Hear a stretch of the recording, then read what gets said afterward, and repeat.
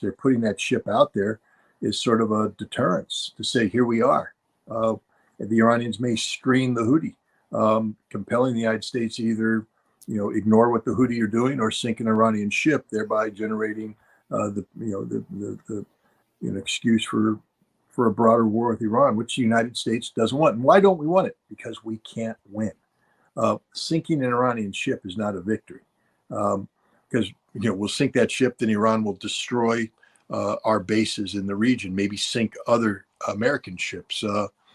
That's not the fight we want. And then once it's started, how do we finish it? We don't have sufficient forces to finish the job. So it would become one of these perpetual conflicts, which we never win. I mean, yeah, we can take a submarine, the USS Florida is floating off the area, 124 cruise missiles, and we can cycle those cruise missiles through a target list. And then when we're done, that's 124 targets we hit. And so what?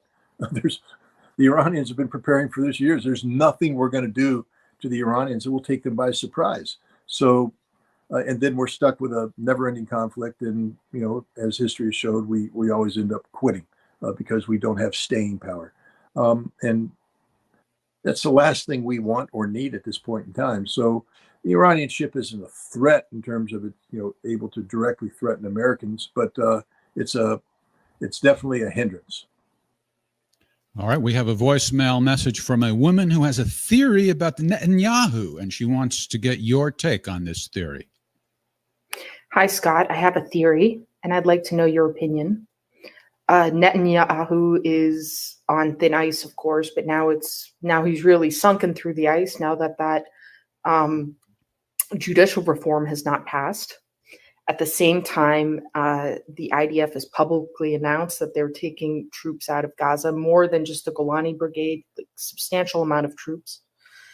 I'm wondering, of course they took the troops out because they were getting their ass kicked, but do you think it was also because the war cabinet wants to put them on the border of Lebanon and focus on the Lebanese front, since they now killed a major Hamas leader in Beirut, and Hezbollah has since 2006 said that if Israel ever attacks Beirut, they will attack Tel Aviv. As you've mentioned many times, Hezbollah is no joke. So it'd be pretty crazy for the Israelis to, take on that bluff.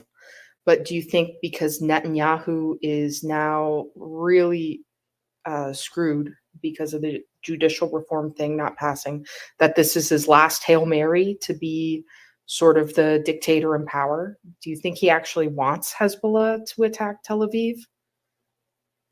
The short answer is yes, he does, because it's his only... Look, Netanyahu doesn't care about Israel. We need to be clear about that. He cares about Netanyahu. If he cared about Israel, he would have withdrawn from the political stage a long time ago. Nobody who could claim to care about Israel would have formed the government that he has formed, this far right-wing government that has dug Israel into a hole internationally.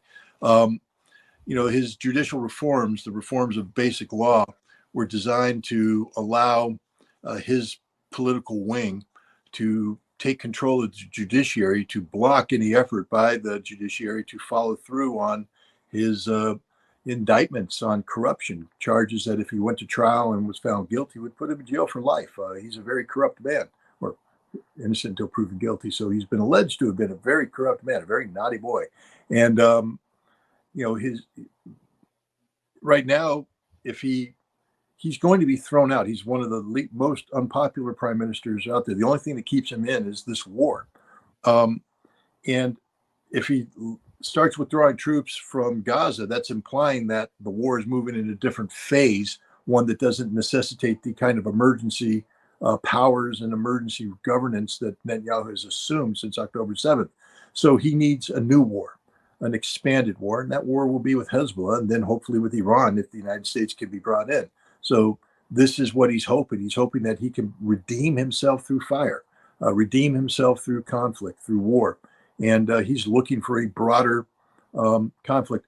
I'm hoping that his war cabinet will tell him no, because the reality is, if you think that the Hamas whipped up on the IDF in Gaza you ain't seen nothing yet. If Hezbollah ever unleashes the full weight of its military capability, they will kick at Israel's ass from sundown to sunset.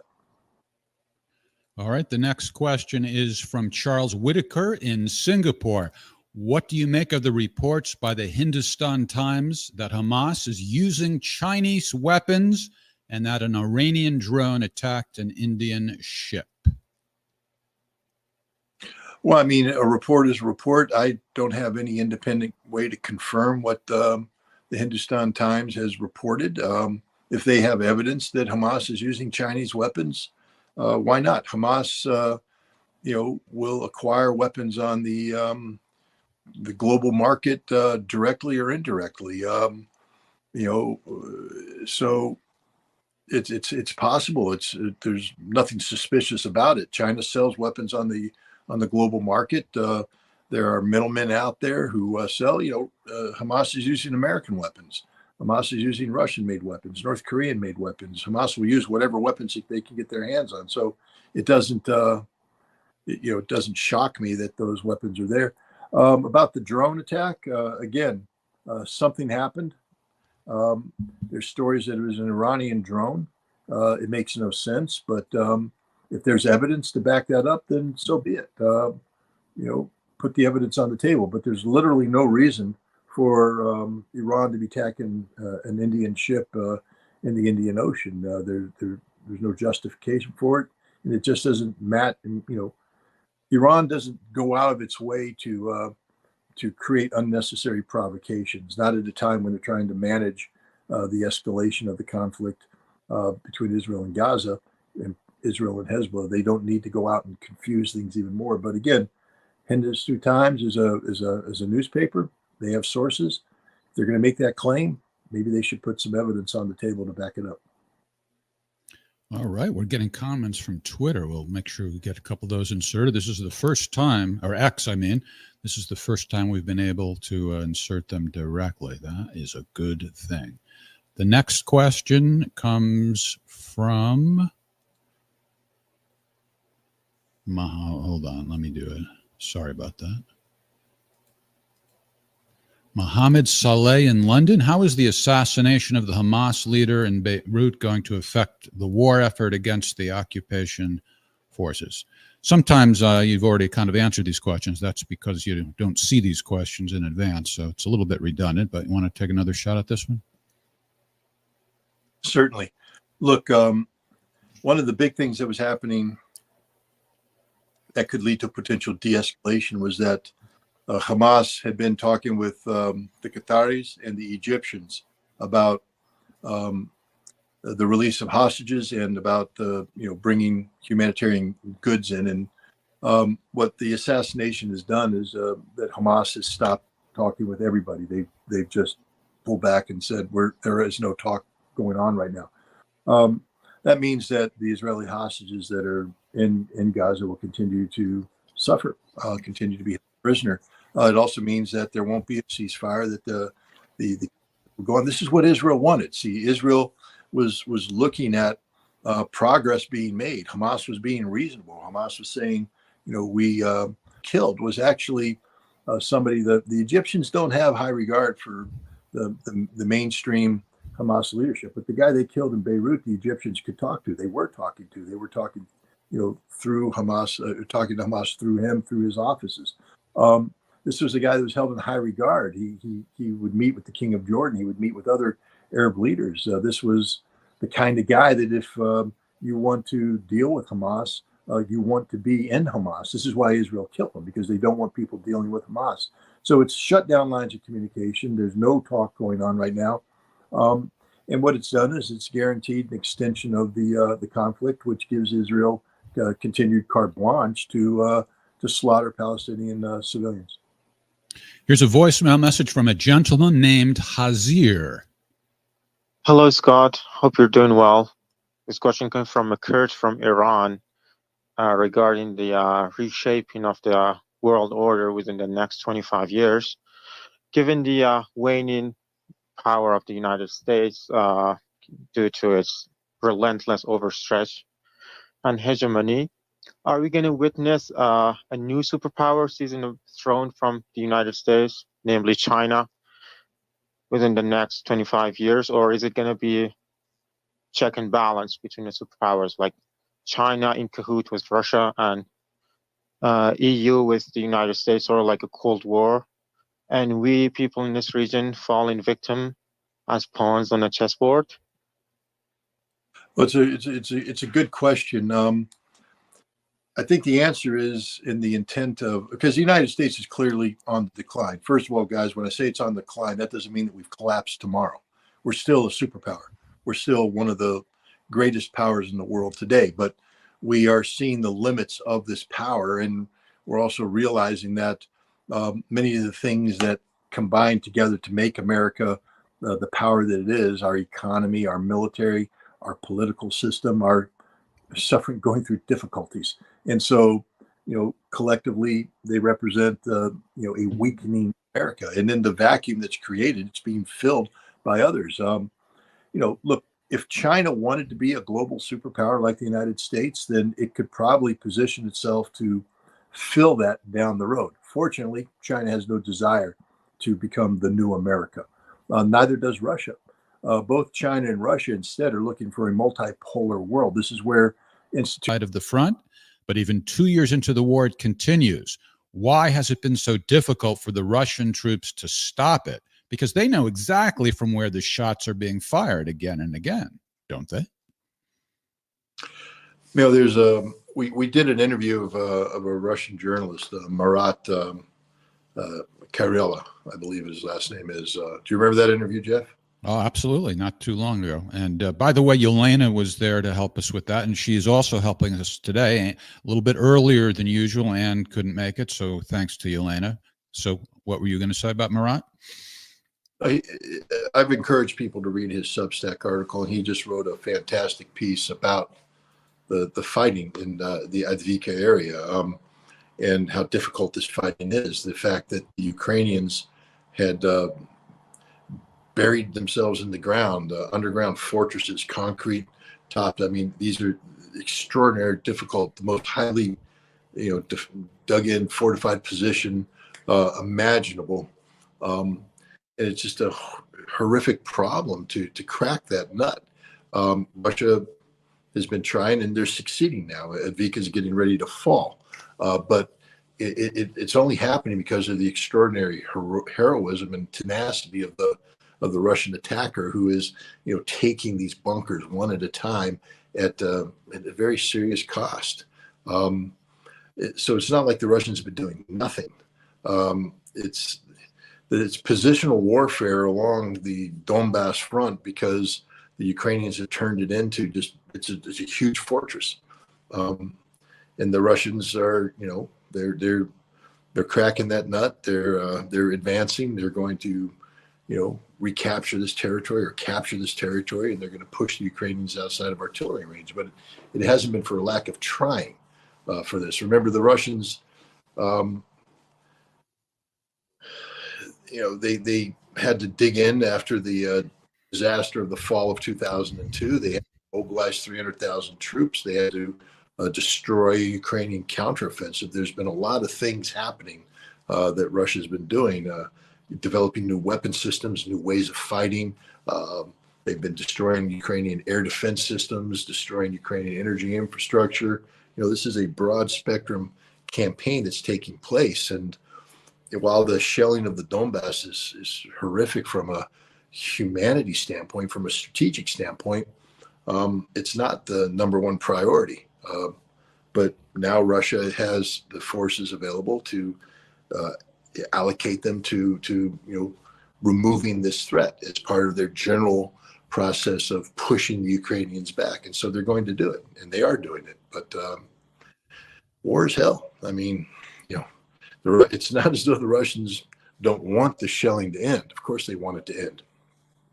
It's just that if you poured all the resources that would be necessary to rapidly bring this fight to an end, you'd be the one throwing away your soldiers in meat grinder attacks.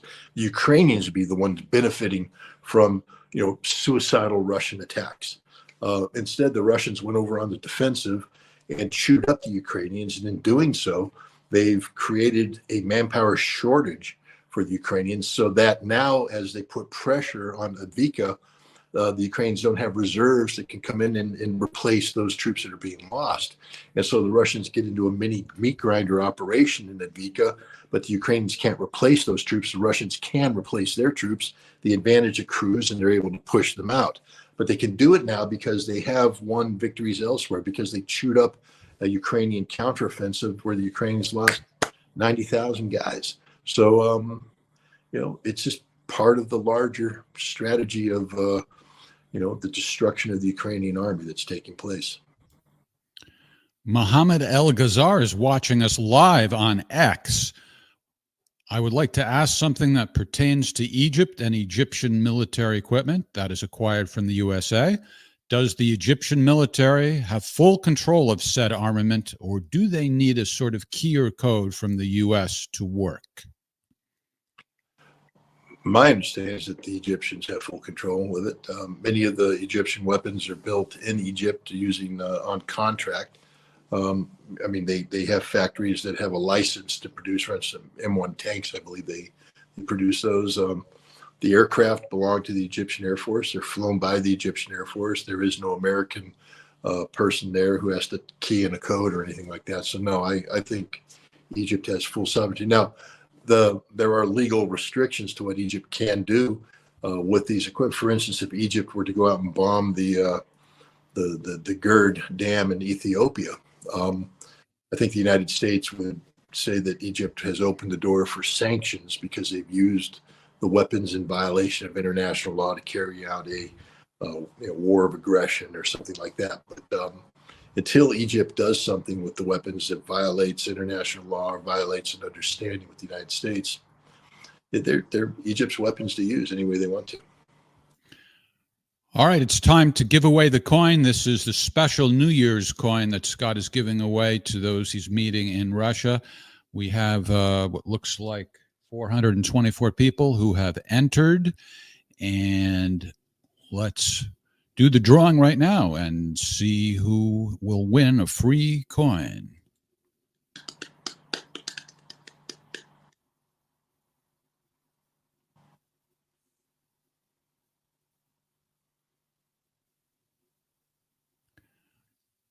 All right, and the winner is ITSD Data Recovery. What a cuddly name. So get a hold of us by email. You can send an email to info@ustourofduty.org, and we will be glad to get your address and send that out to you. So you said we should do it for an hour. It's an hour now, Scott. You want to wrap it up? Yeah, because it's getting on to 1 o'clock in the morning, and I have another exciting day to go in Chechnya before I return to Moscow. So I'd like to stay on for an additional hour, but I do need my beauty rest. And if anybody sees my face, you'll understand it's a true statement. All right. That might be the way to pronounce it, from the Netherlands. What is your opinion of Hezbollah's leader, Hassan Nasrallah? In his speech today, he assured a response is coming to the murder of Saleh al-Aruri, who was a beloved friend to him. He also talked about an opportunity for Lebanon to take back what belongs to them. Look, Hassan Nasrallah has been the leader of Hezbollah for many years now. Since this conflict, he's been somebody who has found a way to put pressure on Israel, military pressure on Israel, without having that break out into full-scale war. It takes a great deal of leadership, a great deal of, you have to be a very clever diplomat to be able to pull off what he has pulled off. But Hezbollah has red lines, and I think the assassination of this Hamas leader is one of those red lines. And Nasrallah is a man of his word. If I were the Israelis, I wouldn't be sleeping easy right now. Hezbollah, like Hamas, is a resistance organization. And when he says that Lebanon will take back what is theirs, he's talking about the Sheba farms, which Israel has occupied. That's the only thing that gives Hezbollah legitimacy, to be honest. The reason why they weren't disbanded like the other militias were, as part of the peace settlement with the Israeli withdrawal, is that Hezbollah is a resistance organization that derives its legitimacy from evicting Israel from occupied Lebanese territory. And as long as Israel occupies the Shebaa farms, Hezbollah has a reason to exist. So I think what he's saying is we're going to take back the Shebaa farms. And that means that they will have to strategically defeat Israel. And I think Hezbollah is positioned to do that. So we'll see. Israel, Benjamin Netanyahu right now is a leader who's in a lot of trouble. His big initiative to redo the basic laws to prevent the judiciary from prosecuting him failed. The Supreme Court has shot that down.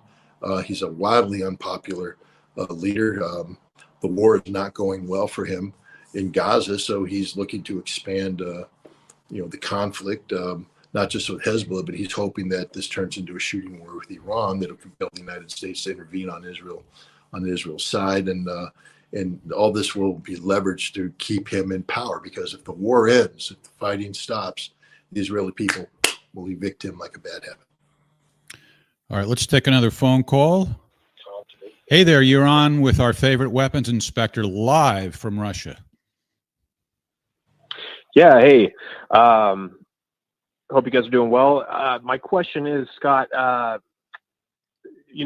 it's pretty clear that the Russian people are in this for the long haul as far as it goes with Ukraine. I'm just wondering if, after talking with folks there, is there a shared opinion on how long they think this is going to take?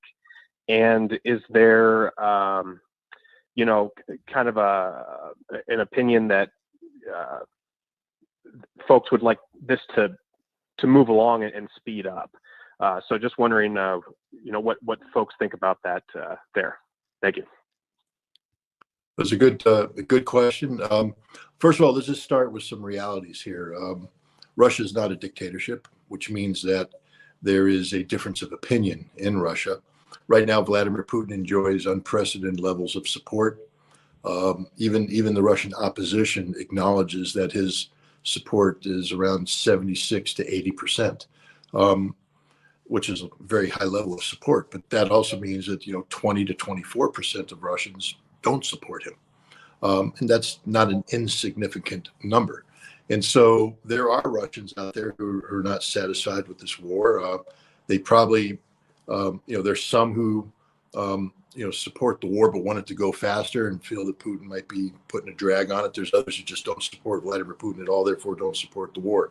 But the majority of Russians are in it for the ride. What I mean by that is they're not calendar driven, they're objective driven, just like the president is. And the destruction of the Ukrainian military that's demilitarization, and they want it destroyed. They link the Ukrainian military with Banderist ideology, with horrible acts of violence that have been perpetrated against the Russian population in Odessa and Mariupol, in the Donbass. Now with the Ukrainians attacking Belgorod, committing acts of terrorism there. They want this entity, this Banderist entity. This is the Zelensky regime destroyed, eliminated, terminated, and they're leaving it up to the Russian government to make that happen.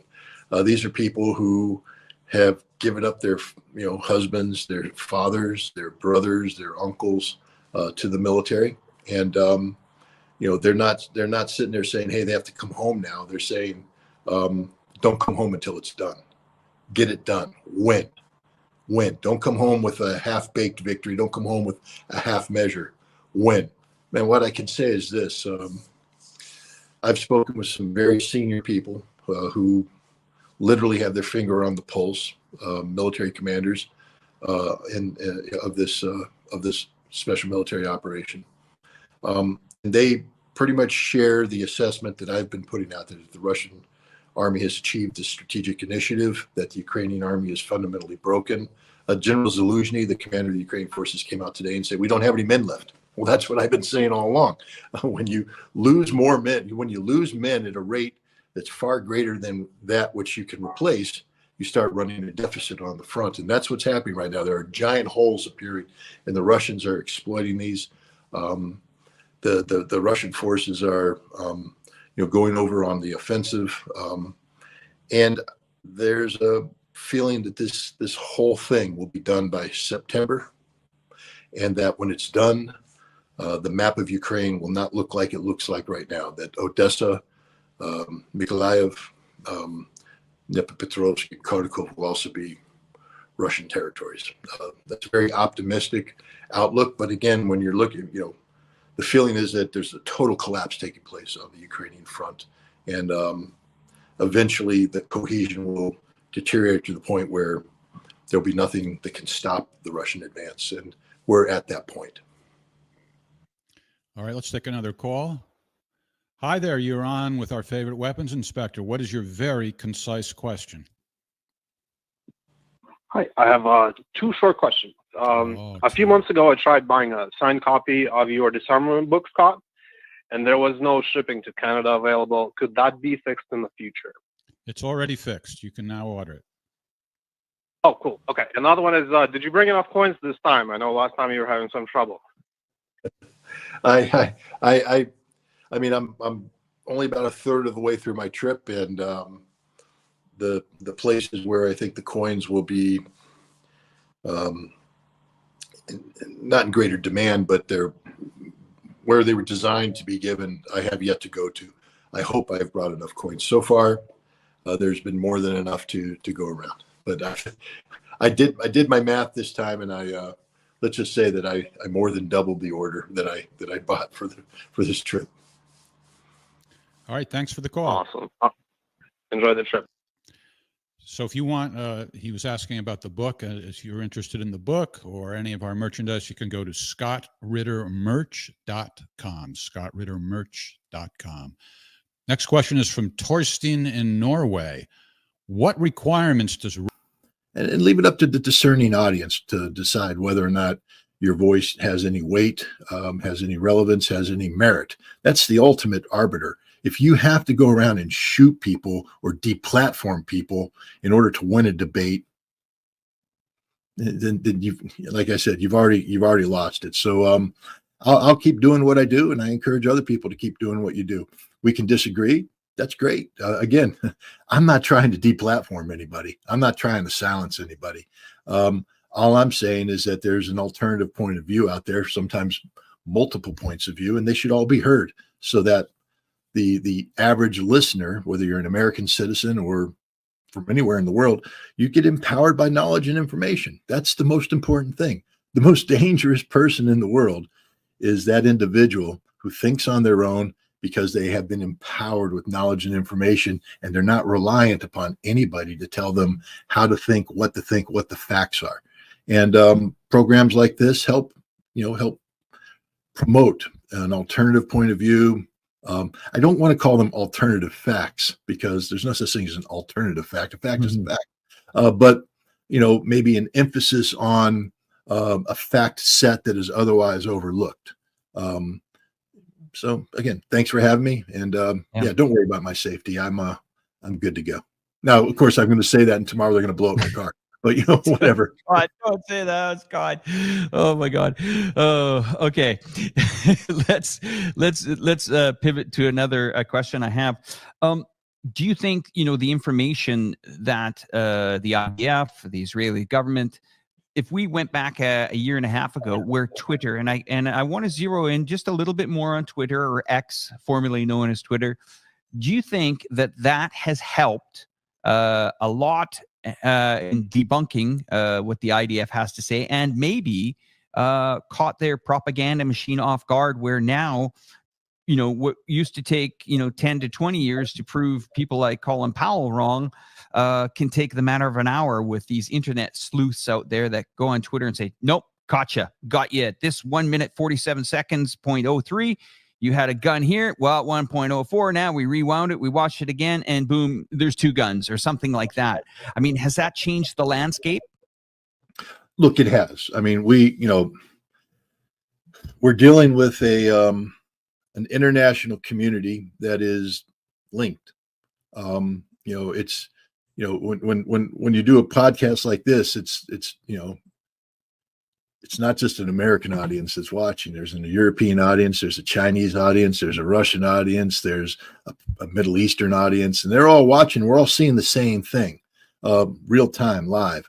And when you have millions of eyeballs, critical eyeballs looking at something, they're going to pick it out. It's, a lie works if you're talking to an ignorant audience and they're not empowered to to expose the lie. But the global audience it's virtually impossible to lie to them because they are empowered with so many different perspectives. So it's one thing to speak to a limited audience. There are people.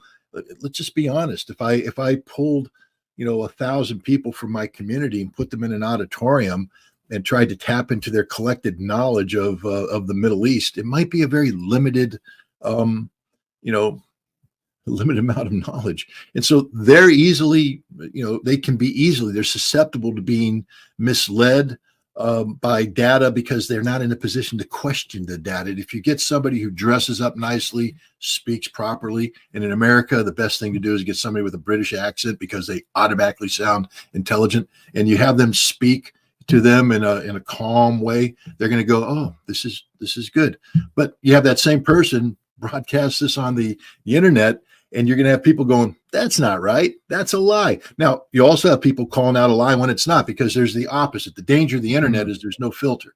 And, so we have a lot of people who are doing good stuff on the internet, but we have a lot of people who aren't doing good stuff, meaning that they're deliberately trying to, promote lies by, muddying the water, etc. This is where, again, we have to respect the viewer, the customer, the audience on the internet, to be discerning.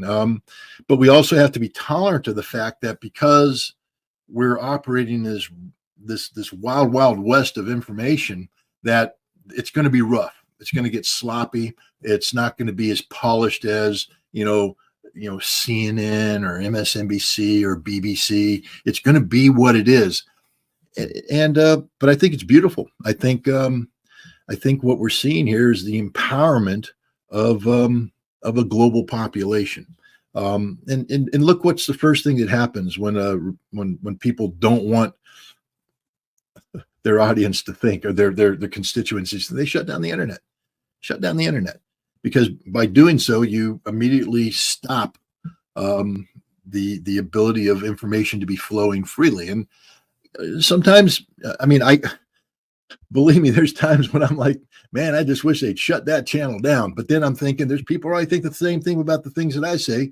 And again, the best antidote to bad speech is more free speech, is more speech.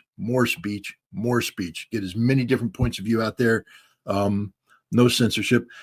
And it's taken everybody by surprise, especially Israel. Israel is a nation that is accustomed to controlling the media in the United States and in Europe, to control the narrative. They're accustomed to the default mode being support Israel at all costs, automatically condemn those who are opposed to Israel. That's been the default mode for the longest time. And they have, the two big cards they play. You're an anti-Semite. That's the biggest one. The second you're critical of Israel, it's anti-Semitism. They play that card. And then the other one, of course, is the Holocaust, the sympathy card.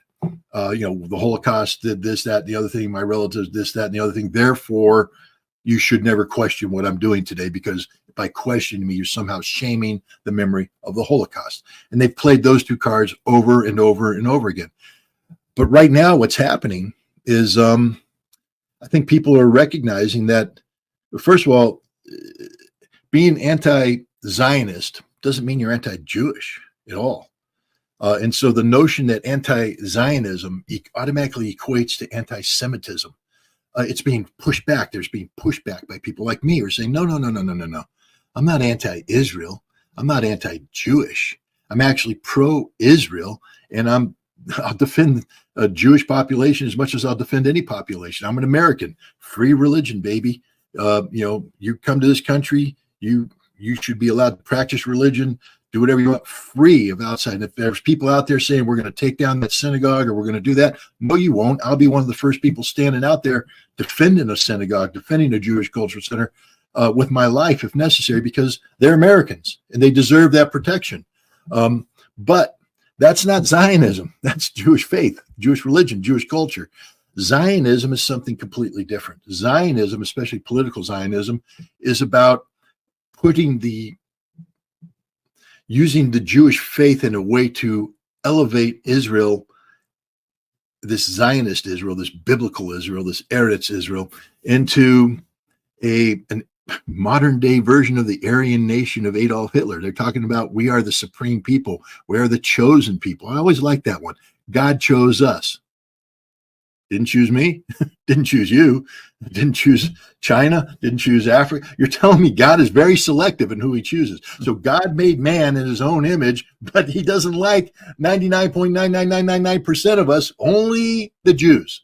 Only God loves the Jews. No, that's stupid. I mean, if you're Jewish and you believe, that's okay. I call stupid a lot of evangelical Christians. I call stupid too. A lot of fanatical Muslims I'll call stupid. I'm an equal opportunity insult artist when it comes to that. But the point is, if you're saying that Israel is superior to anything in the Holy Land, that there can be nothing else in the Holy Land but Israel. And it's not just Israel's 67 borders. They're talking, when you look at the map that these political Zionists put out, they're taking over Syria, Lebanon, moving into Iraq, Saudi Arabia, Egypt. They're talking about taking over the whole thing. And these guys are in power. It's not like these are a bunch of fanatics, hanging out in their mother's basement, typing on the computer all day long. These are guys who are actually ministers in the Israeli government as we speak, articulating policies based upon this premise. That can't be supported. But we're not allowed to condemn that today. We're not allowed to question that because we're automatically called anti-Semite at that point in time. It's like the phrase, God bless the United States of America. You're 100% correct. Again, my wife tells me, do not read the comments, but every once in a while I see one that has to be. You're 100% correct, the person who wrote that. Look, I love America. I love America and I love my country. But when I hear an American politician say, God bless America, I mean, that's not bad. I don't mind that. Please, God bless us. We need all the blessing we can get. Reach down and touch us. Make it all go away. Make us good again. Please, please, please. But the way it's done is it's used to promote the notion of American exceptionalism, meaning God bless America, but God damn the rest of the world. Meaning all you don't count. Only America. Only America counts. Only America has been touched by his Lord. And that's absurd. That's absurd. Even if you don't believe in monotheism, if you don't believe in the God of Christianity, the God of Judaism, the God of Islam, which a lot of people don't, it doesn't matter. We're all equal. We're all humans. We are all the same. It doesn't matter what color you are, what language you speak, whatever. No life is worth more than another. And one of the problems with both the American, God bless America stance and the Israel, we are the chosen people stance is it implies that there are people who are more important than other people whose lives matter more than other people. Anytime you hear the Israelis talk about, for every, Israeli killed, we're going to kill 100 Palestinians. Well, you know who did that? The Nazis. For every German soldier who was killed, we're going to hang 100 people. We're going to shoot 100 people. We're going to burn that village. We're going to do. Israel has become that which was trying to destroy it. That's one of the things here. So,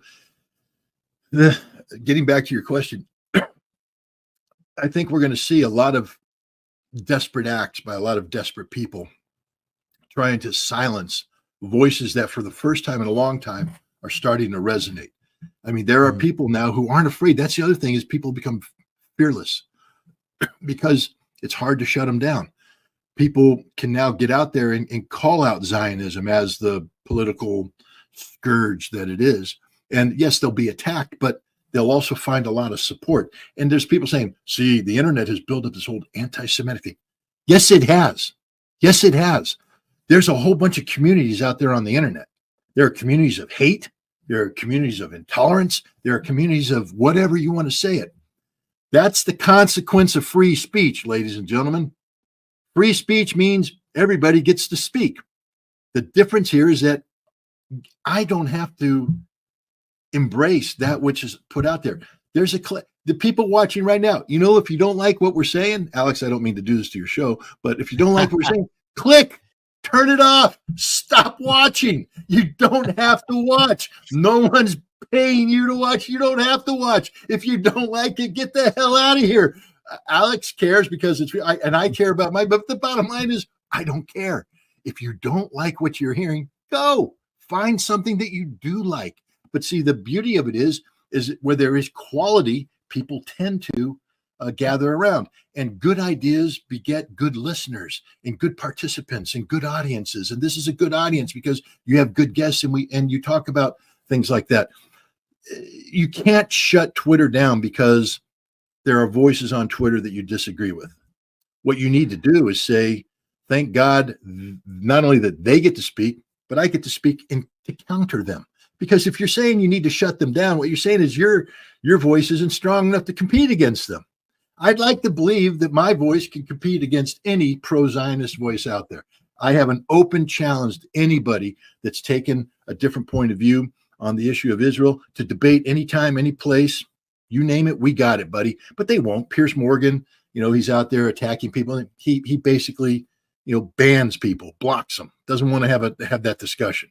Yeah, he has a fallback answer or the fallback comment all the time. Israel has its right to defend itself. But here's something I want to ask you, Scott, because I get this from a lot of people watching the show. They say, we were at a bar, we were at a restaurant, we were at our uncle's house for the weekend, and somebody brought up the Israel-Palestine, and they're saying, like, is there a way that we can try to engage? And most of it is, I would say, a lot of the people say, the Piers Morgan line, well, Israel has its right to defend itself. I think the average person watching this program has probably either been involved in a conversation like that or has been pulled into a conversation like that, and sometimes maybe a bit afraid to answer back. Is there a go-to?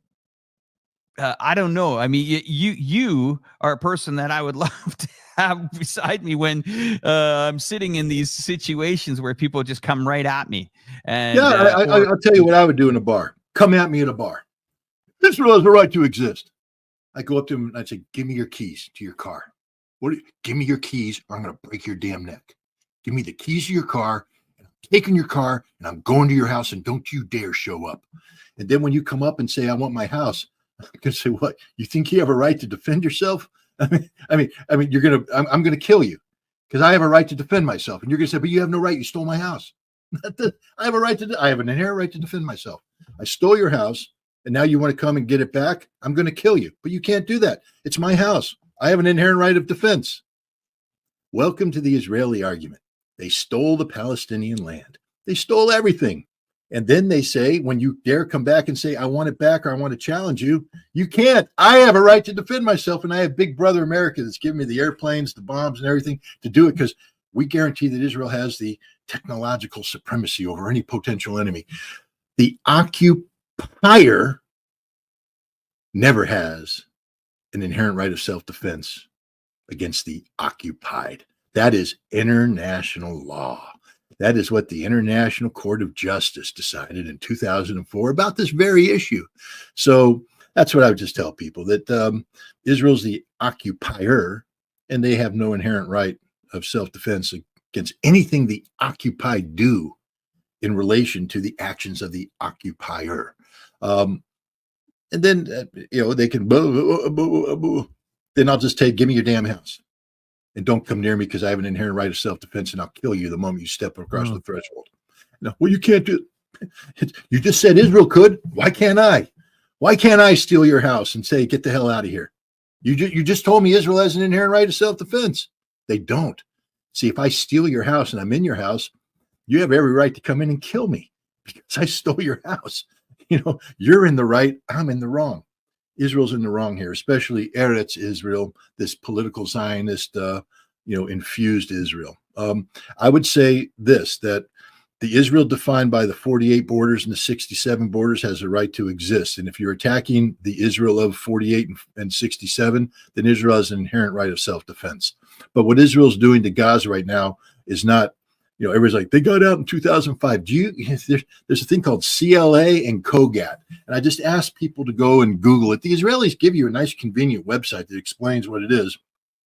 The Civilian Liaison Agency, and COGAT is the military arm. They manage everything that happens inside Gaza. Don't tell me that Israel is outside of Gaza. Nothing happens in Gaza unless Israel says it happens. Unless Israel approves it. Nothing goes into Gaza unless Israel says it's approved. If Israel had nothing to do with Gaza, why can't Gaza have a port?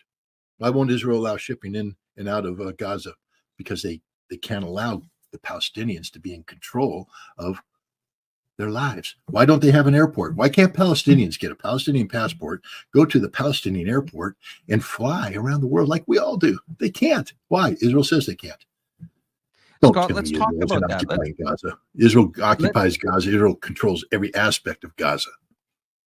Let's talk about that, because I think the average person doesn't really understand, still to this day, what this occupation means. Let's talk about, if you're a Palestinian today, what are your chances of going to an airport, going for a walk on the beach, leaving, coming back, communicating with loved ones around the world? Internet, no internet. I mean, what rights do they have, if any, Palestinians? And really, the future, they've wiped out, 4,000 or 5,000 children.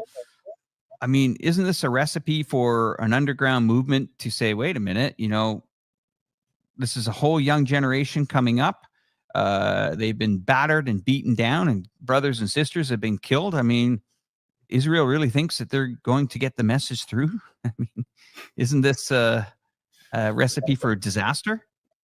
Well, it is a recipe for disaster. Let's just put it this way. If you're a Palestinian, you have no rights. None. Zero. Now, I know there's going to be lawyers out there say they have an inherent right of being treated like human beings under the... No, they don't. And the proof is what's happening right now. 12,000 have been murdered. Where are their rights? Where are their rights? They don't have any rights. Nobody's going to go to jail for murdering them. 12,000 murders. 4,000 dead children. All those people out there, we care about the kids. We care. You don't give a damn about the kids. If you did, you'd be up in arms, fuming at the mouth, storming the gates. No, you're like, oh, we're hard. They have no rights. None. Zero.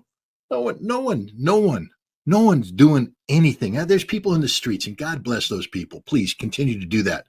But we all know what happens eventually. The demonstrations, they can't go out there forever because they got to go to work. They got to earn a paycheck. They got to go home. They got to feed the kids. They got to do this. They got to do that. And eventually the demonstrations peter out. The nations that could do something aren't doing anything. This is why, again, China, step up to the plate. Do something. Be the leader you claim you want to be. It's China's time to shine. It's China now that can take the lead in solving this problem, because America isn't going to. America can't. We've been discredited. We're not impartial. It's time for China to shine. But, the way you shine is that you have to pick a good versus evil. And I think it's time now that we recognize that Israel is on the side of evil right now. China needs to side with the Palestinians in a fair way. But I mean, this is, we're at a state right now where if you want to say the Palestinians have rights, then you have to stand up and defend those rights. You have to defend them. There's a whole bunch of French lawyers that have come out and said, we're going to defend you. Well, then do it. I'm glad you came out and said you're going to do it. The proof is in the pudding. I want to see case after case after case after case filed in the International Criminal Court. I want every single Israeli pilot to be indicted. I want every Israeli soldier, every Israeli politician. If you hold an Israeli passport, you need to be indicted for the crime of mass murder, collective punishment. You're all guilty of it. Because you allow it to happen. This, maybe the Israeli passport thing was a little bit too much, but but my point is, you have to start standing up and defending Palestinians if they're to have any rights. Because if no one's going to stand up and defend them, then they have no rights. You talk about walking the beach. Really, there's cases where boys went to play on the beach, as boys are wont to do, and the Israeli Navy killed them. Who stood up for their rights? There's a case where, mothers are with their children in their home trying to, prepare the afternoon meal. Bam, bomb got them. Who stood up for their rights? Don't tell me that the Palestinians have rights. They don't. They have no rights. They don't have the right to live. They don't have the right to breathe. They don't have a right to eat. They don't have a right to travel. They have no rights. They're not even people. They're just statistics. And the proof, again, is in the numbers. Because one should be too many. One should be too many.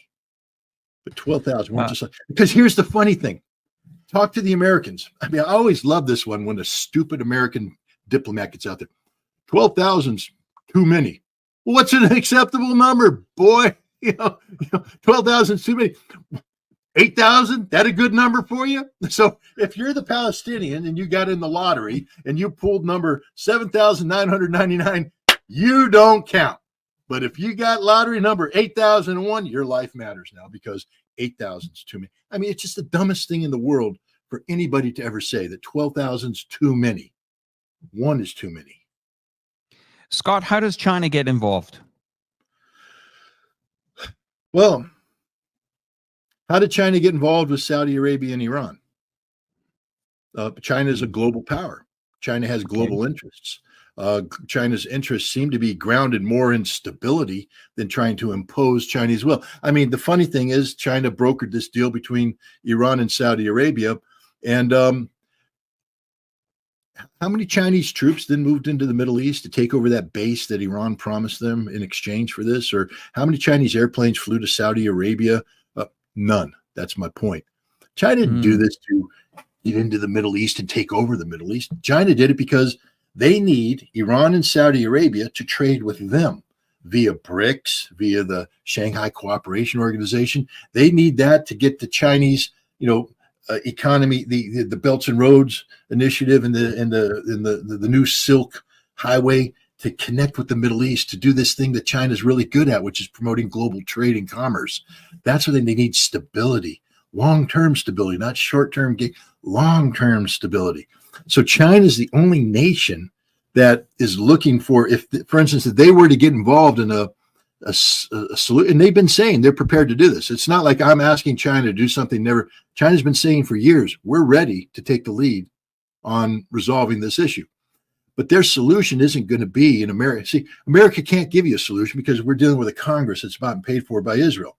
The last time I checked, Israel doesn't own the Chinese government yet. Who knows? Down the road, it may happen. But in the United States, our government is bought and paid for by Israel. They own it. So everything we do is going to be a short-term focus for the short-term benefit of Israel. We're not looking for any long-term solutions. This is why whenever America is involved in a two-state solution discussion, it immediately disappears, because we have to be responsive now to the immediate political needs of an Israeli political class that survives because of America.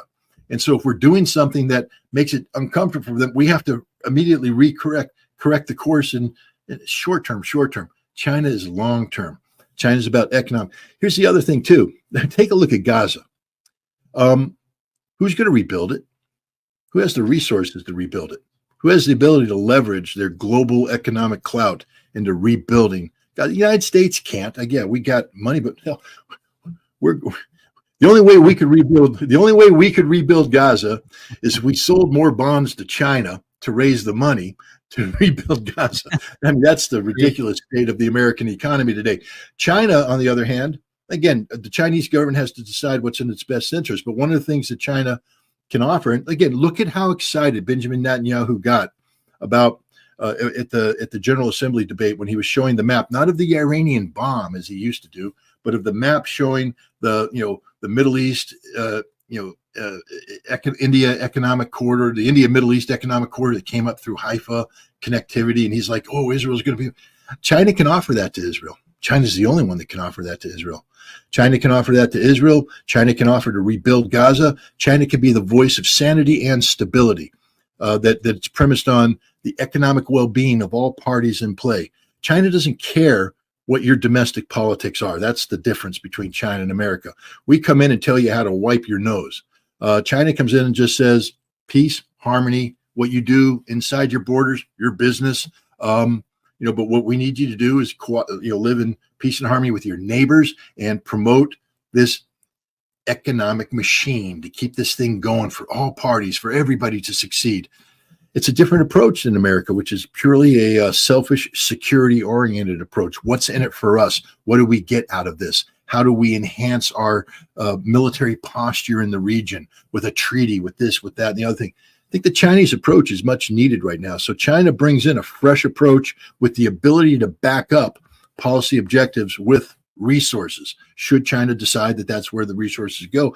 And I think the Chinese probably would say, if you could get a long-term peace between Palestinians and Israelis, and then Israelis and the Arabs, that might be worth the investment. So we'll see. But I think China brings a whole fresh approach, a truly impartial approach, and one that's much needed, and one that, frankly speaking, isn't owned by Israel, and which will do more than just pay lip service to the Palestinians. Because the Palestinians, everybody talks about Palestine, but they don't mean it. Nobody means it. Nobody supports the Palestinians. Nobody ever has. Maybe China can be that nation that actually steps up and says, when we are out here advocating for Palestine, understand that we are advocating for Palestine and we mean it. That would be nice. Scott, I mean, there's been some talk about this natural gas find off the shores of Gaza. It's quite a big project. It was brought up in the news years ago, and now again it's starting to come back into the headlines. Gaza's multi-billion-dollar gas field. I don't know if you know much about it or heard much about it, but this could possibly be a Chinese angle, if anything, if you know what I mean. Like, well, it could be. I mean, there's a giant gas field off the coast, in the Eastern Mediterranean. And it's being divvied up by Egypt, by Cyprus. Turkey's trying to impose its will on that. But in the immediate thing, when you talk about Israel is is competing against two of their neighbors. One is Gaza, which has, if it was a sovereign state, a economic zone that it gets to develop. And it's you draw a line from the border out in the sea, it goes out to a certain distance, and that's their zone, economic exclusivity zone. Israel does the same thing.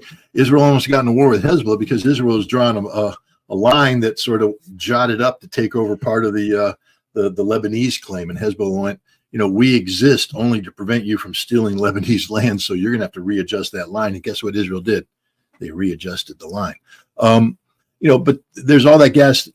It needs to be developed and exploited. One thing that no one's going to do is spend hundreds of billions of dollars to develop this.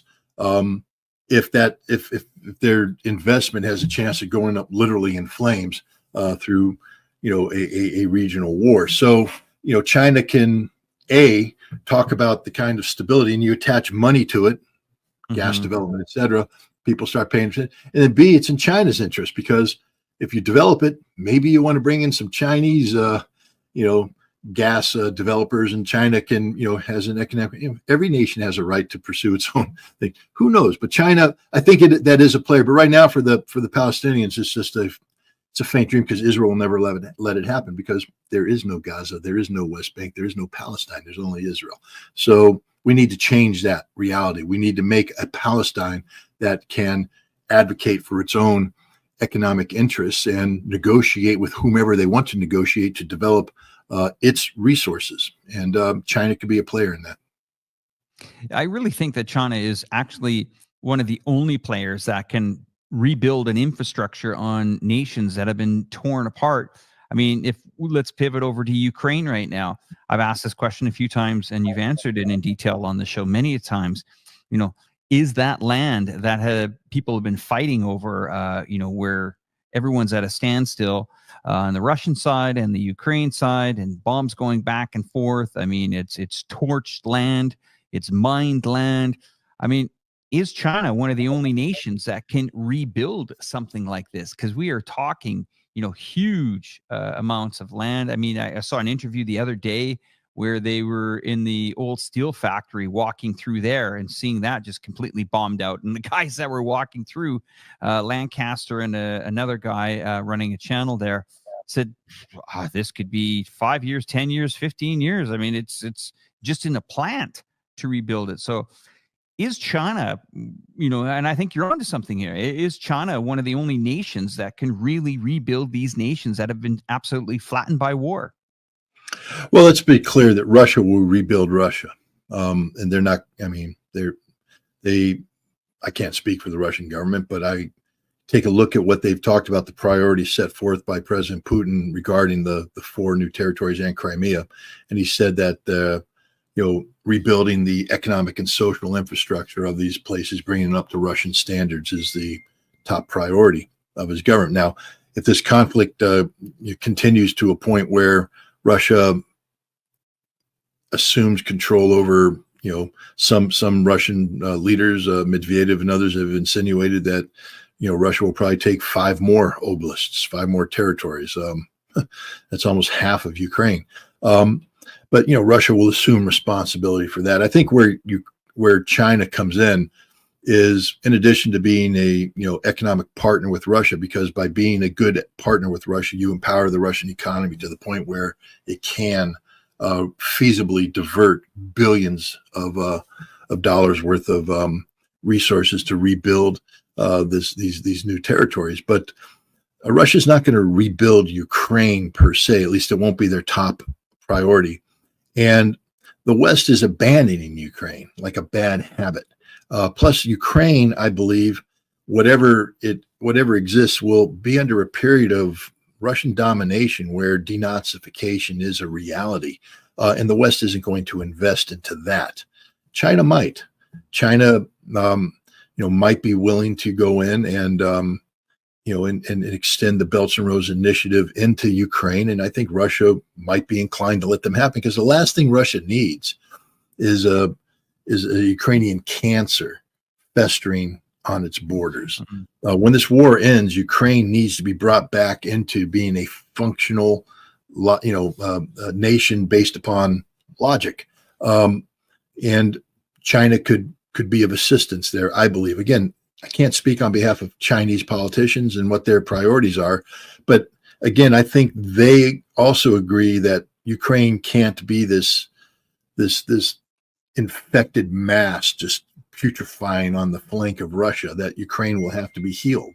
And China could play a role in that if China wanted to. As I said, I think Ukraine is going to be abandoned by the West, and it's not going to be Russia's top priority. Russia's top priority is Russia. But I don't think Russia would impede